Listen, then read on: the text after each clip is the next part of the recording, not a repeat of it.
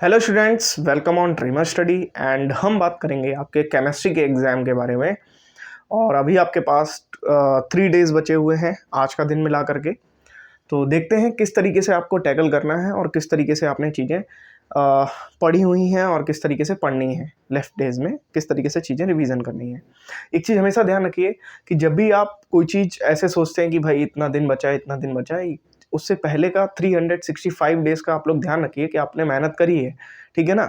तो एकदम से इतना नहीं है। और पीरियोडिक टेबल जैसे हो गया एक चैप्टर, और इसमें से कुछ चैप्टर हैं जैसे केमिकल बॉन्डिंग हो गया, ये कुछ आपने प्रीवियस क्लासेस में भी पढ़े हैं, जैसे एसिड बेस एंड सॉल्ट हो गया। इस तरीके के चैप्टर आपने कुछ प्रीवियस क्लासेस में भी पढ़े हैं। क्लियर। वीडियो जरूर देखिएगा, भले ही 2x पर देखिएगा, आप लोग के लिए वैल्यूएबल होने वाली है, फ़ायदेमंद होने वाली है। अच्छा, जैसे कि अगर हम बात करें यहाँ पर, तो सबसे पहले पीरियोडिक टेबल 10 to 12 मार्क्स आपके एग्जाम में आएगी। फिर केमिकल बॉन्डिंग 6 to 8 मार्क्स। फिर इसके बाद acid base and salt 9 to 12 marks. Clear.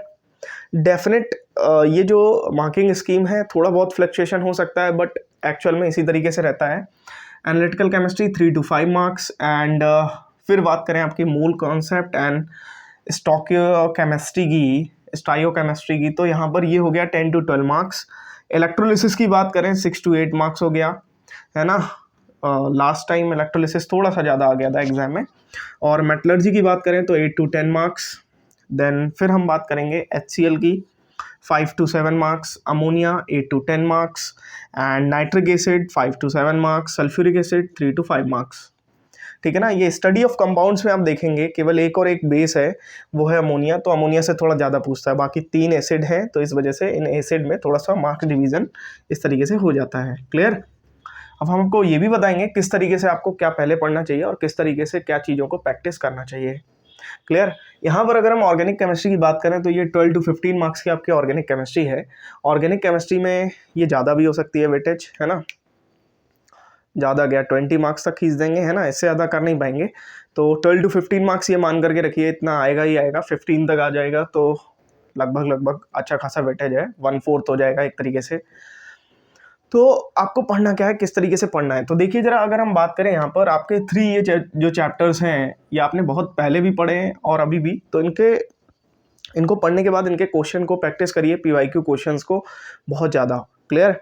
अब जैसे कि सैम्पल पेपर का क्वेश्चन प्रैक्टिस करिए, फिर जो लास्ट ईयर का क्वेश्चन पेपर आया था उसको देखिए, फिर लास्ट ईयर का सैम्पल पेपर देखिए। और अगर आपके पास ये सारी चीज़ें नहीं हैं तो फिर आप हमारा टेलीग्राम चैनल ज्वाइन कर लीजिए, वहाँ पर जाकर के चीज़ें मिल जाएंगी। क्लियर। ये हो गया। फिर इसके बाद एनालिटिकल केमिस्ट्री है।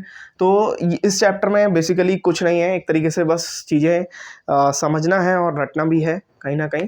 तो ये वही है, आपके 5 मार्क्स यहाँ से क्लियर हो गए। फिर मूल कॉन्सेप्ट चैप्टर की बात करें तो ये तो आपका फिजिकल केमिस्ट्री हो गया एक तरीके से, है ना। तो इसको तो प्रैक्टिस ही करना पड़ेगा, मूल कॉन्सेप्ट को।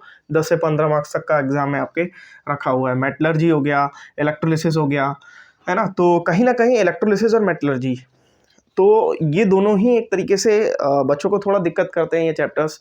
जैसे इलेक्ट्रोलिसिस हो गया, तो हमें नहीं लगता कि इतना घबराने जैसी कोई बात है। इसमें मोस्टली रिएक्शंस है इलेक्ट्रोलिसिस में। यहाँ पर मेटलर्जी में क्या है आपका, मेटलर्जी में आपका है मोस्टली जो भी चीज़ें हैं, जिस तरीके से आपको एक्सट्रैक्शन ऑफ ओर्स किस तरीके से हो रहा है अलग अलग प्रोसेस से, वो सारा दिया गया है। तो आप देख सकते हैं ये आपका 8th के जो सिलेबस है उससे भी मैच करता है कुछ। चलिए देखिए, स्टडी ऑफ कंपाउंड्स की अगर हम बात करेंगे तो HCl हो गया आपका, अमोनिया हो गया आपका, नाइट्रिक एसिड हो गया आपका, सल्फ्यूरिक एसिड हो गया आपका। क्लियर। ये चारों हैं, तो यहाँ पर इन चारों को अच्छे से पढ़िए, ख़त्म करिए पहले तो। देखिए, पहले ये 3 चैप्टर पढ़े, फिर ये कंपाउंड सारे पढ़ लिए, देन आपने ऑर्गेनिक केमिस्ट्री को पढ़ लिया, फिर आप जाएंगे एनालिटिकल केमिस्ट्री, इसको जा करके पढ़ लेंगे। एंड देन आप फिर लास्ट में बचे हुए समय तो बहुत है आपके पास, फिर आप मूल कॉन्सेप्ट कर सकते हैं, है ना। करने का तरीका क्या होना चाहिए, जो भी आपके पास बुक है उसको लीजिए, उससे पढ़िए। अगर आपको समझ नहीं आ रहा तो किसी का यूट्यूब वीडियो जाइए और देखिए जा करके, तो चीज़ें आपकी सॉर्ट आउट हो जाएंगी। लेकिन आपको करते ही रहना पड़ेगा, आप बिल्कुल भी बैठ नहीं सकते हैं अगर आपको अच्छे मार्क्स स्कोर करने हैं केमिस्ट्री में। क्लियर। क्योंकि केमिस्ट्री में होता क्या है, केमिस्ट्री में चीज़ें आसान तो हैं, लेकिन जब आपके पास वो प्रीवियस नॉलेज हो। क्लियर। आपने चाहे जितना पढ़ रखा हो, लेकिन आखिरी समय पर आपको एक बहुत अच्छी मेहनत करनी पड़ेगी। आई थिंक इस बार जो केमिस्ट्री में गैपिंग रही है, हमेशा फिजिक्स से ज़्यादा रहती है, और इस बार एक अच्छी गैपिंग दे दी है इन लोग ने।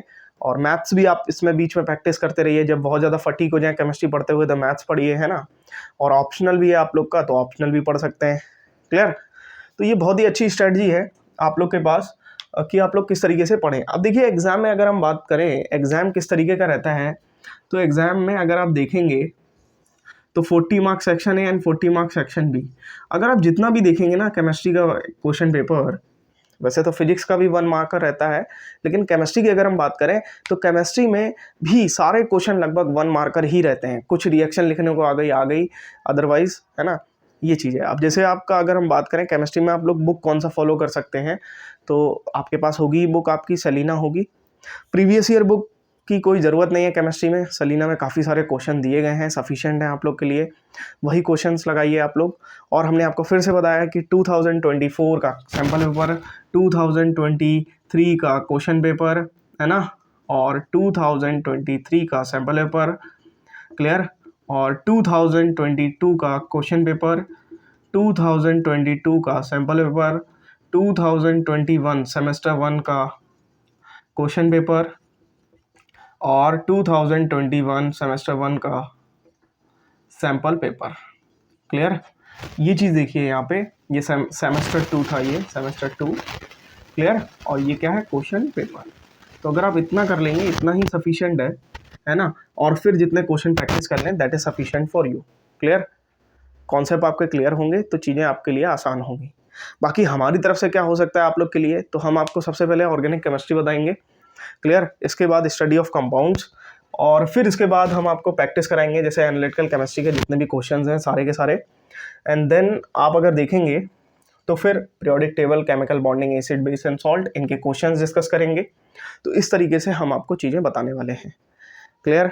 तो चलिए इस वीडियो में इतना ही है, बस इतना ही कहेंगे कि बहुत ज़्यादा हॉच पॉच मत करिए, माइंड में क्रिएट मत करिए। आप लोग जो है समझिए कि आपने 365 डेज मेहनत करी है इस चीज़ के लिए, तो है ना, तो फिर आई थिंक उसको दिमाग में रिकॉल करिए चीज़ों को ज़्यादा से ज़्यादा, और बस यही है।